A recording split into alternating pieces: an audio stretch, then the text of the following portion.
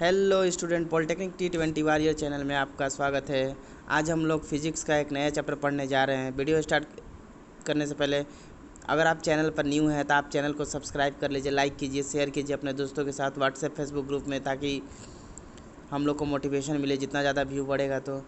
और इसके साथ साथ आप अगर फिजिक्स के अलावा मैथ केमिस्ट्री का वीडियो भी देखना चाहते हैं तो आप मेरे यूट्यूब चैनल में पॉलिटेक्निक T20 वाले चैनल में जाकर देख सकते हैं। और इसके अलावा हम लोग का वेबसाइट भी तुरंत आने वाला है, और जिसका लिंक हम लोग मतलब शेयर करूँगा यूट्यूब पर, चाहे यहाँ पर भी आप वहाँ से मतलब हमारे वेबसाइट से देख सकते हैं। जो वेबसाइट का नाम होगा हम लोग का पॉलिटेक्निक T20W.online, इस तरह से एक वेबसाइट होगा। आप इसको गूगल पे सर्च करिएगा तो वहाँ पर सारे वीडियो का मतलब लिंक मिल जाएगा। और ये काफ़ी अच्छा वेबसाइट होगा। मीन्स आपके सर्च करने, अगर आपको कोई भी चीज़ आपको दिक्कत हो तो आप वहाँ पर जल्दी से फाइंड कर सकते हैं एक ही वेबसाइट के अंदर। और ये वहाँ पर यूट्यूब का लिंक भी रहेगा सारे प्लेलिस्ट का। चलिए वीडियो को हम लोग ज़्यादा मतलब बड़ा भी नहीं करना चाहते हैं, और ज़्यादा टाइम ना वेस्ट करते हुए हम लोग अब स्टार्ट करने जा रहे हैं। तो आज हम लोग हीट का लास्ट पार्ट पढ़ने जा रहे हैं। इससे पहले आप हीट का बहुत सारे पार्ट हमने पढ़ा दिया है, 2 पार्ट। आप जाकर वीडियो प्लेलिस्ट में मेरे वीडियो देख सकते हैं। चलिए स्टार्ट करते हैं। तो आज का जो चैप्टर है उसका नाम है क्या? ट्रांसमिशन ऑफ हीट, यानी मतलब हिंदी में इसको बोलते हैं क्या? ऊष्मा संचरण। ओके। तो ऊष्मा संचरण क्या होता है कि जैसे कि जब कोई टेम्परेचर का डिफरेंस होता है तो ऊष्मा क्या होता है, एक वस्तु से दूसरे वस्तु, यानी एक ही वस्तु में से एक स्थान से दूसरे स्थान पर क्या होता है, स्थानांतरित होती है। जैसे कि एक ऊष्मा मान लीजिए यहाँ पर है, कोई बॉडी है, और एक ऊष्मा वाला यहाँ बॉडी है। तो क्या हुआ कि मान लीजिए इसका टेम्परेचर T1 है, इसका टेम्परेचर T2 है।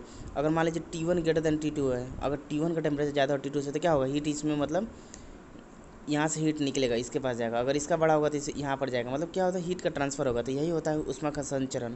तो ये तो पूछेगा नहीं आपसे कि ऊष्मा संचरण क्या होता है। अब इसमें देखिए कुछ मेथड्स हैं, कौन कौन से हैं ये देख लीजिए।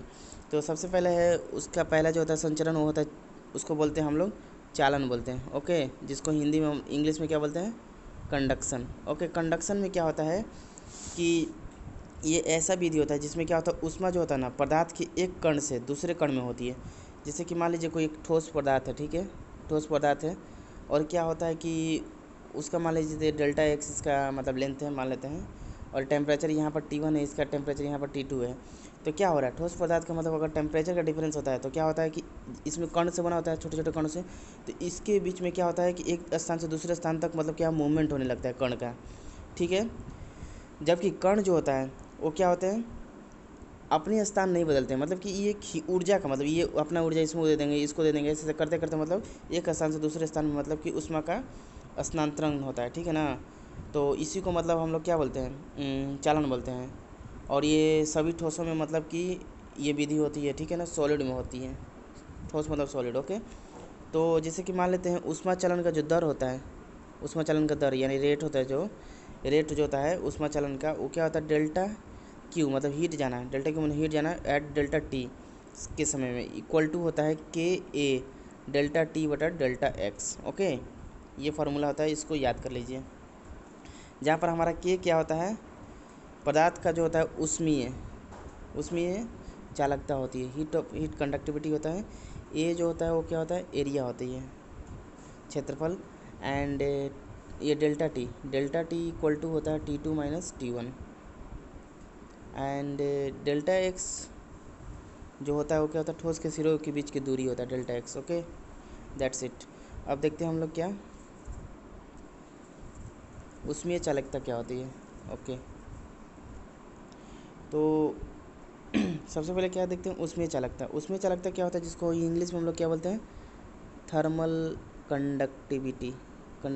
ओके, यानी ऊष्मा चालकता। तो ये क्या होता है कि जो हमारा के होता है, के हमने बताया था, ये जो फार्मूला में आता है, यानी मतलब डेल्टा क्यू बटा डेल्टा टी जो हीट का रेट होता है, के into A delta T by delta x होता है। यहाँ पर के जो होता है हमारा उसमें चालकता होता है, ठीक है। और ये क्या होता है, इसका यूनिट आपको जानना है, के का यूनिट क्या होता है। तो इसका यूनिट होता है joule, second inverse, metre inverse और केल्विन इन्वर्स, ये होता है, याद कर लीजिए। या वर्क होता है W, metre inverse, kelvin inverse, ये भी होता है, ठीक है। और एक और होता है जिसको होते हैं joule, second inverse, metre inverse, और क्या होता है केल्विन इन्वर्स। ओके, ये सब आप यूनिट याद कर लीजिए। और ऊष्मा जो चालकता होती है, ऊष्मा चालकता यानी थर्मल कंडक्टिविटी, वो सबसे ज़्यादा किसकी होती है? एल्युमिनियम की होती है, ठीक है, सबसे ज़्यादा एल्युमिनियम की होती है। उसके बाद किसकी होती है? पित्तल, पित्तल की होती है, ठीक है, यानी तांबा, ठीक है ना, पित्तल की होती है, ठीक है। अब दूसरा विधि देखते हैं। तो दूसरा जो मेथड होता है उसको क्या बोलते हैं हम लोग? सहोवन। क्या बोलते हैं इसको? सहोवन, यानी मतलब कि उसको कहते हैं कन्वेक्शन, कन्वेक्शन बोलते हैं। ये क्या होता है कि एक ऐसा विधि होता है जिसमें पदार्थ के कण क्या होता है, ऊष्मा स्रोत से ऊष्मा लेकर अन्य भागों में चले जाते हैं, तथा क्या होता है उनके स्थान पर दूसरे कण ऊष्मा ले आ जाते हैं। जैसे कि मान लीजिए क्या होता है कि ये क्या होता है, कोई लिक्विड होता है, ये मतलब पहले नंबर तो लिक्विड में होती है यानी द्रव में होती है। तो ये क्या होता है कि इसमें क्या होता है, एक स्थान से कोई कोई ऊष्मा लेकर आता है और दूसरे स्थान को दे देता है, फिर ये दूसरा स्थान वाला इसको दे देता है, ऐसे ऐसे करके करते मतलब ये हीट का उधर से उधर जाया जाता है, ठीक है। तो ये दूसरा हुआ, इसको सहोवन बोलते हैं, कन्वेंशन बोलते हैं। ओके, अच्छा, अब उसके बाद हम लोग देखते हैं जो थर्ड होता है,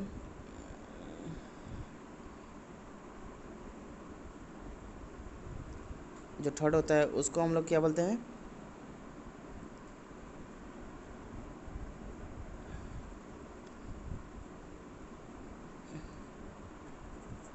रेडिएस थर्ड जो होता है उसको हम लोग क्या बोलते हैं? रेडिएशन बोलते हैं।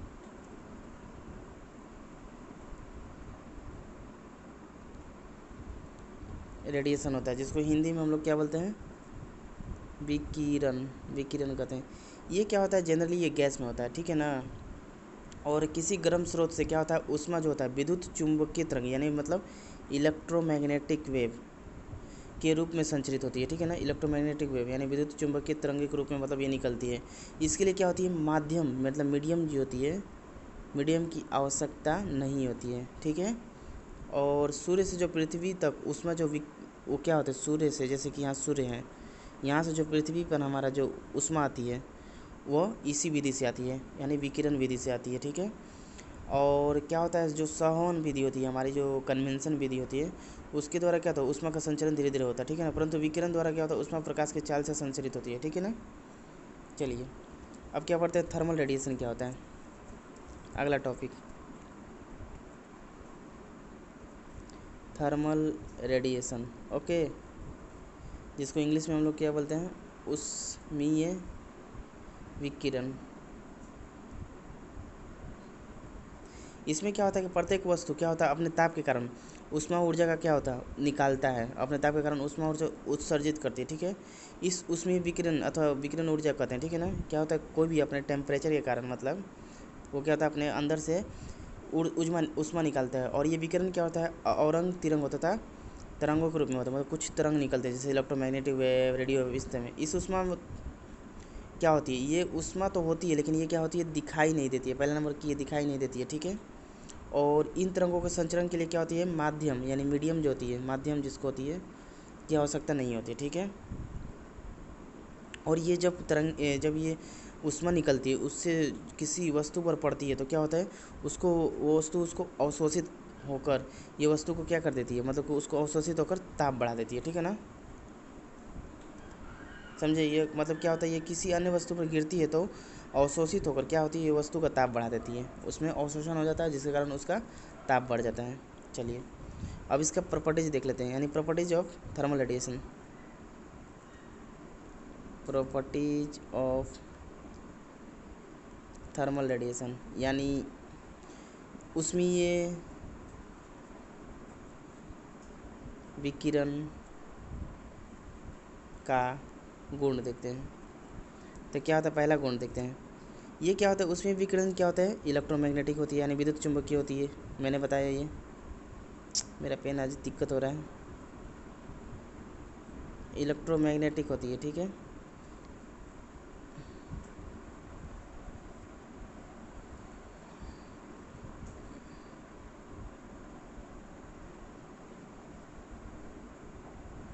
और दूसरा जो प्रॉपर्टी होती है इसकी क्या होती है, संचरण के माध्यम की आवश्यकता नहीं होती है, ठीक है ना, ये जो होती है मीडियम की नहीं चाहिए। थर्ड जो होती है ये प्रकाश की चाल से सीधी रेखा में चलती है, मतलब कि प्रकाश की चाल से ये सीधी रेखा में चलती है। चौथा, और इसकी जो इंटेंसिटी होती है जिसको क्या बोलते हैं हिंदी में तीव्रता, जो तीव्रता होती है वो क्या होता है व्युत्क्रमणुपाती होती है किसकी, दूरी की, ठीक है ना, ये याद कर लीजिएगा। इंटेंसिटी जो होती है ये रेडिएशन की ये होती है। चलिए आगे देखते हैं। अब क्या होता है कि रेट देखते हैं, इसका रेट कैसे होता है, मतलब किस दर से चलती है, यानी रेट ऑफ थर्मल रेडिएशन, यानी मतलब ऊष्मीय विकिरण की दर देखते हैं। तो क्या होता है कि ये क्या होती है काले, मतलब कि जैसे कि ये क्या होती है कि ये पहला तो डिपेंड करती है किसकी जो पृष्ठ होती है, मतलब कि कोई भी जो वस्तु होती है उसकी प्रकृति पर निर्भर करती है, मतलब उसका नेचर कैसा है प्रकृति पर। जैसे कि मान लीजिए कोई भी सरफेस काला है, खुरदुरा है, सॉफ्ट है, मुलायम है, ये जो होता है उस पर मतलब कि ये डिपेंड करती है। और क्या होता है कि जो समान क्षेत्रफल वाले जो श्वेत या चमकदार पृष्ठ होते हैं ना, श्वेत होती है और चमकदार होती है, उसमें क्या होती है बहुत उससे अधिक होती है, ठीक है ना। जो खुरदरा होती है, खुरदरा मतलब कि जो सॉफ्ट नहीं होते उसका सबसे ज़्यादा मतलब क्या होता है, उस पर उसका जो उसमें विकिरण होती है वो सबसे ज़्यादा होती है, खुरदरा मतलब जो सॉफ्ट नहीं होता है। दूसरा क्या होता है क्षेत्रफल पर ये निर्भर करती है, क्षेत्रफल एरिया। तो क्या होता है कि उसमें विकिरण का जो दर होता है जिसको दर Q/T कहते हैं, डेल्टा Q/Δt, वो क्या होता है कि हमारा जो क्षेत्रफल होता है कोई भी वस्तु का उसका डायरेक्टली प्रोपोर्शनल होता है, ठीक है, अनुक्रमपाती होती है। तीसरा जो होती है ताप पर निर्भर करती है, तो बताइए कि बिना ताप का तो कोई कुछ होने वाला नहीं है, यानी जो इसका विकिरण का जो रेट होता है Q/T वो टेम्परेचर का 4 टाइम्स होती है, ठीक है ना। यानी Q/T को हम लोग E बोलते हैं, एनर्जी जो निकलती है वो क्या होता है एक कांस्टेंट आता है और T⁴ हो जाता है, ठीक है, ऐसा होता है। और जहाँ पर हमारा जो ये होता है इसको रो बोलते हैं, और इसको हम लोग बोलते हैं स्टीफन कांस्टेंट, स्टीफन याद कर लीजिए, स्टीफन कांस्टेंट इसको बोलते हैं, ठीक है।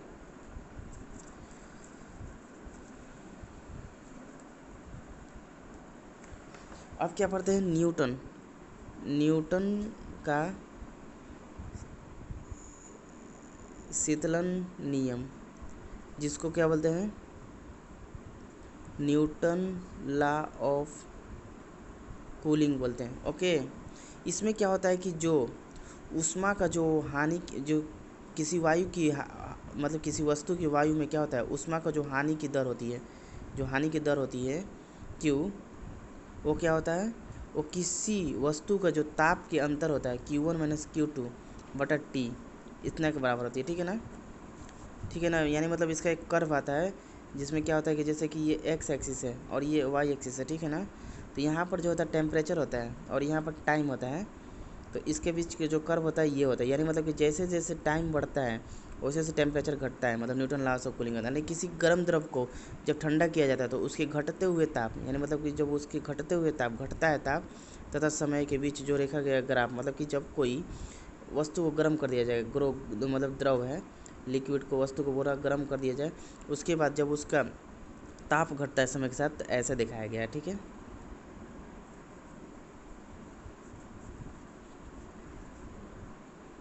अब देखिए एक होता है टर्म जिसको इमिशन बोलते हैं। इमिशन क्या होता है, यानी उत्सर्जन क्या होता है कि प्रत्येक वस्तु से क्या होता है जब कोई टेम्परेचर डिफरेंस होता है तो उसमें ऊष्मीय विकिरण क्या होता है चारों ओर माध्यम में वो रहता है। इस मतलब क्या होता है कि उसमें विकिरण का उत्सर्जन उसी को कहते हैं। उत्सर्जन की दर क्या होता है वस्तु की सतह की प्रकृति पर निर्भर करती है, जैसे कि काली सतह होना चाहिए सबसे अच्छी उत्सर्जन करती है। यानी मतलब कि जो ब्लैक सरफेस होती है आपने देखा होगा कि ब्लैक सरफेस को मतलब ज़्यादा हीट लगती है, यानी मतलब ज़्यादा उत्सर्जन करती है, याद कर लीजिए इसको।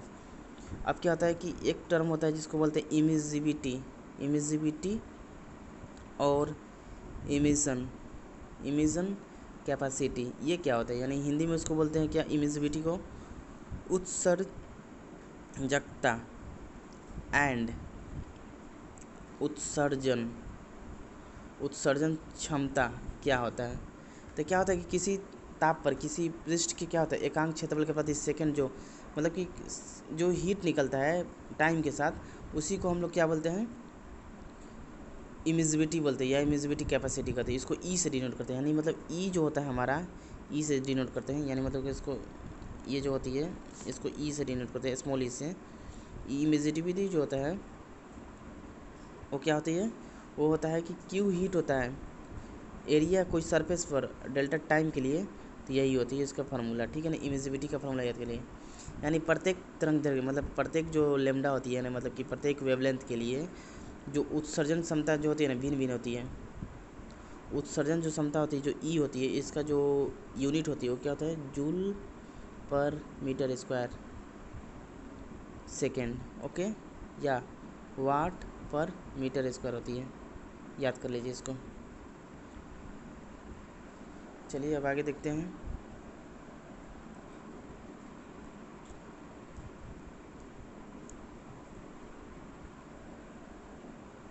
अब आगे क्या है कि एक होता है जिसको बोलते हैं क्या, अवशोषणकता या अवशोषण क्षमता, ये क्या होती है, यानी इसको इंग्लिश में क्या बोलते हैं, एब्जॉर्बिविटी या एब्जॉर्प्शन कैपेसिटी। तो जो ये होती है इसको हम लोग अल्फा से डिनोट करते हैं, ठीक है ना। मतलब एब्जॉर्बिविटी का मतलब क्या होता है कि किसी वस्तु या किसी सतह द्वारा जो एनर्जी को एब्जॉर्ब करती है, अवशोषित करती है किसी समय के साथ, वही होता है उसका जो अनुपात होती है। तो ये जो होती है अल्फा, वो क्या होता है, अवशिष मतलब अवशोषित, यानी मतलब जो ग्रहण किया गया, जिसको लिया गया, अवशोषित उस विकिरण की मात्रा, जो विकिरण कोई निकलता है उससे लिया गया विकिरण की मात्रा बटा जो पृष्ठ होता है, यानी किसी पर जो कुल आपतित मतलब कितना उस पर मतलब पड़ रहा है, कोई लाइट पड़ता है, जैसे कि कोई वस्तु हुआ इस पर कोई मतलब सूर्य से लाइट पड़ा तो वो कितना अवशोषित किया बटा टोटल कितना आ रहा है, अपतित विकिरण की मात्रा, ओके, यही होती है। ई जो होती है हमारा जो अभी बताया था इमिजिबिलिटी यानी उत्सर्जकता, वो डायरेक्टली प्रोपोर्शनल किसकी होती है, यही जो अल्फा की होती है, याद कर लीजिए इसको भी, ओके। और जो उष्मीय विकिरण के अच्छे जो अवशोषक होते हैं ना, वही अच्छे उत्सर्जक होते हैं, इसको याद कर लीजिए। यानी जो अच्छे अवशोषक होते हैं वो अच्छे उत्सर्जक होते हैं। और ये क्या होता है, जो अवशोषक होता है ये एक अनुपात में होता है, तो इसका यूनिट पूछेगा क्या होता है, नहीं होता है, ठीक है, याद कर लीजिए।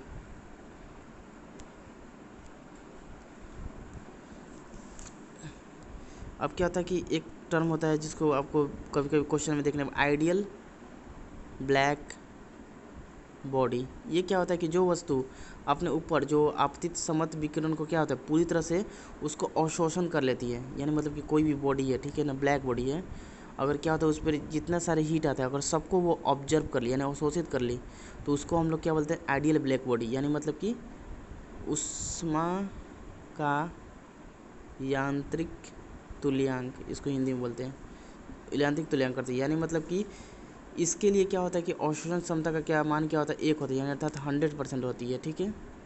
वास्तव में कोई बॉडी ऐसा नहीं है जो मतलब कि पूरी अवशोषण करती है, मतलब ये एक आइडियल बताया गया लेकिन ऐसा कोई बॉडी है नहीं, ठीक है। अब जैसे कि उष्मा का यांत्रिक तुल्यांक कैसे निकालते हैं, तो इसका फार्मूला होता है कि जो जूल होता है, यानी मतलब कि जो यांत्रिक तुल्यांक होता है वो कितने के बराबर होता है, W/H होता है, ठीक है ना। यानी हम लोग क्या करते हैं, W कार्य करते हैं, जिससे क्या होता है H कैलोरी हीट निकलती है, यानी W कार्य करते H कैलोरी हीट निकलती है, तो उसके अनुसार जूल मतलब कि ये वर्क होता है, ठीक है ना, इतना जूल वर्क होता है, मतलब इतना वर्क करते हैं। क्या होता है कि जब कभी यांत्रिक कार्य का उष्मा में अथवा यानी मतलब उष्मा का यांत्रिक कार्य में जो रूपांतरण होता है, जैसे कि कोई यांत्रिक होता है, पंखा चलते चलते क्या होता है, हीट निकलता है, या कुछ उष्मा करते करते क्या होता है, यांत्रिक काम होता है। तो ये जो कार्य होता है तथा उष्मा का अनुपात जो होती है, जो कार्य और उष्मा का जो अनुपात होती है वह सदैव क्या होती है, नियत रहती है, यानी मतलब एक कांस्टेंट होती है, यानी मतलब ये जो होता है जूल एक कांस्टेंट होता है। एक जूल कितने के बराबर होता है आपको बताया था, 4.18 वर्क में बताया था, इंटू 10⁻7 अर्ग पर कैलोरी होती है, ठीक है ना। तो इसलिए जो उष्मा का जैसे क्या हुआ कि ये जो वर्क होता है, कोई वर्क का हीट में रूपांतर या हीट का वर्क में रूपांतर, ये एक नियत रहता है, कांस्टेंट रहता है, ठीक है।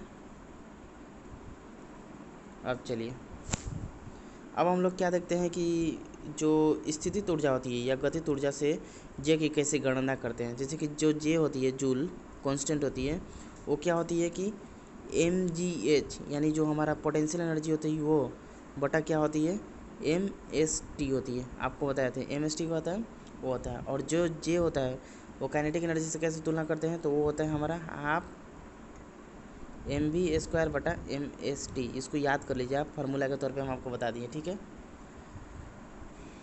चलिए, तो ये हुआ आपका सारे मतलब थ्योरी मैंने बता दिया। अब क्वेश्चन देख लेते हैं कुछ। अब जैसे कि क्या दिया हुआ है कि एक कृष्ण पिंड दिया हुआ है, ठीक है ना, ए से कृष्ण पिंड बी जिसका आकार एवं माप क्या है, ए के समान है, कि उपेक्षा 4 गुनी उसमें विकिरण होता है। यदि ए का तापमान दिया हुआ कितना, ए का तापमान दिया हुआ इतना, तो बी का तापमान कितना होगा लगभग, ये पूछ रहा है, ठीक है।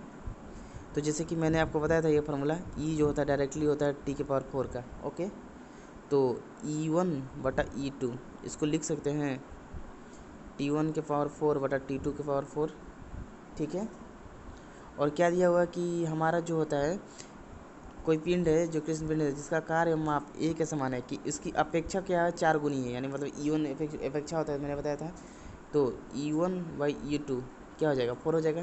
क्या होगा, जो अपेक्षा है 4 गुनी, यानी E1 की अपेक्षा दूसरे से 4 गुनी है, ठीक है, 4 गुना हो गया, ठीक है। तो यहाँ पर हम लोग रख देते हैं 4 बराबर T1 के पावर 4 बटा T2 के पावर 4, टेम्परेचर के पावर 4। तो यहाँ से हमारा T1 बाई T2 क्या हो जाएगा, बताइए। पावर 4 है तो यहाँ से हटेगा तो एक √2 हो जाएगा, मतलब पहला बार, फिर एक और √2 आ जाएगा, मतलब पहले से तो 2 हट जाएगा, यानी 2 के लिए 2 हट जाएगा। मतलब कि पावर 4 का मतलब पहले स्क्वायर से निकाल लेते हैं, तो स्क्वायर इसका कितना हो जाएगा, 2 आ जाएगा, एक रूट, फिर एक और रूट चल जाएगा, तो T1 बाई T2 बराबर √2 हो जाएगा, ठीक है। अब क्या दिया हुआ है, हमारा टेम्परेचर दिया हुआ है 192। तो मान लेते हैं कि T1 बराबर क्या हो जाएगा 192, और इसमें क्या होता है 273 जोड़ देते हैं कैल्विन में निकालने के लिए, तो 465 कैल्विन आ गया पहले टेम्परेचर, ओके। और T2 बराबर क्या हो जाएगा, हमारा T2 बराबर क्या है, T1 बटा √2, यहाँ से लिख सकते हैं, ठीक है। उसके बाद हमारा T1 का मान कितना है 465 बटा √2। आप इसको सॉल्व कीजिए तो आएगा आपका 329, ओके। फिर क्या हुआ हमारा, अगर सेल्सियस में आंसर है तो 329 तो टोटल हुआ, उसमें से 273 घटा देंगे तो ये हमारा 56 आ जाएगा, ठीक है। ये आंसर हो गया, ओके। चलिए आगे देखते हैं। अब क्या दिया हुआ है, क्वेश्चन दिया हुआ है जिसका या ये क्या दिया हुआ है कि ऊष्मा तथा उसके द्वारा किए गए कार्य में संबंध ज्ञात किसने किया था, बताइए। ये तो आप इसको बता भी सकते हैं, ये तो कोई बड़ा मतलब क्वेश्चन है नहीं, तो आप सोचिए बताइए किसने किया था, ताकि उसके बाद हम लोग एक नया क्वेश्चन की ओर बढ़ने जा रहे हैं, समझें।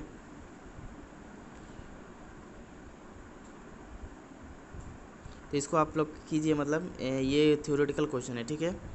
इसमें कोई ज़्यादा मतलब टाइम देने की ज़रूरत नहीं है, मतलब कि आपको ज़्यादा सोचना पड़ेगा मतलब कि किसने किया था, ओके। तो आप उसको मतलब ट्राई कीजिए, कोई दिक्कत नहीं होगा अगर कोई दिक्कत हो उस क्वेश्चन में, क्योंकि ये थ्योरेटिकल क्वेश्चन है, ठीक है।